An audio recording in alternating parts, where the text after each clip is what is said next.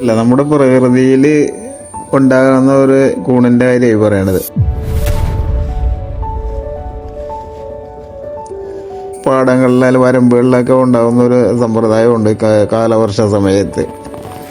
അങ്ങനെ June, July, August അങ്ങനെയുള്ള മാസങ്ങളിലാണ് കൂടുതൽ ഇടി മിന്നലും ഒക്കെ ഉള്ള സമയത്താണ് ഇത് കൂടുതലിൻ്റെ വിത്തുൽപാദനങ്ങളൊക്കെ നടക്കണമെന്ന് തോന്നണം. കാരണം ആ സമയങ്ങളിലാണ് കൂടുതൽ കാണാറ്. പിന്നെ ഇത് കണ്ടുവരുന്നത് കൂടുതൽ ഈ കാലികളെ കെട്ടിയ മൂത്രവും ചാണകമൊക്കെ വീണ് കിടക്കുന്ന സ്ഥലത്തും ഇതെല്ലാം പച്ചിലകളെ കിടന്ന് ചീഞ്ഞ് കിടക്കുന്ന സ്ഥലത്തൊക്കെയാണ് കൂടുതൽ കാണാറ്. അത് കാണുമ്പോൾ ചിലപ്പോൾ 5-6 കിലോ ഒരു കൂട്ടായിട്ട് കാണും.